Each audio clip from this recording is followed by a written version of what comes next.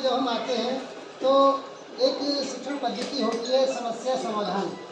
यदि किसी बच्चे के सामने अगर कोई समस्या हम उत्पन्न कर देते हैं तो वो उसको खोजने में प्रयासरत हो जाते हैं, यानी अपने माइंड को वो एक्टिव करने लगते हैं। अमूमन देखा क्या जाता है कक्षा में अधिकांश बच्चे बात करते करते सो जाते हैं, कोई बच्चा एकदम नॉन रिएक्टिव हो जाता है, कोई बच्चा शैतानी करने लगता है। तो उस बच्चे से यदि उस बच्चे को हम कोई समस्या दे दें,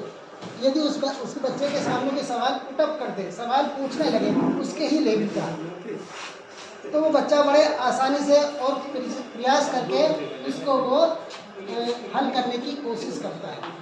अब अध्यापक की भूमिका आती है कि वो उस पर निगाह रखे और निगाह रखने के बाद में ये समझने की कोशिश करे इसको कहीं परेशानी तो नहीं हो रही। तो इस प्रकार से ये बच्चों से प्रश्न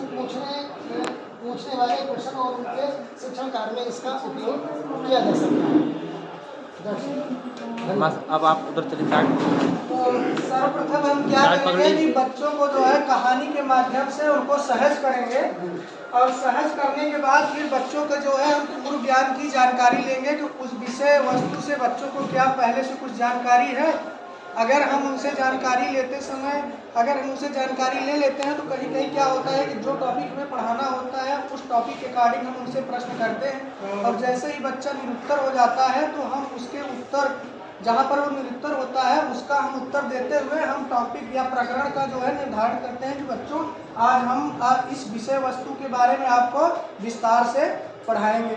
और इसके पश्चात जो है हम पूर्व ज्ञान को नवीन ज्ञान से जोड़ते हुए बच्चों को जो है नया ज्ञान देना होता है उसकी तरफ ले जाते हैं।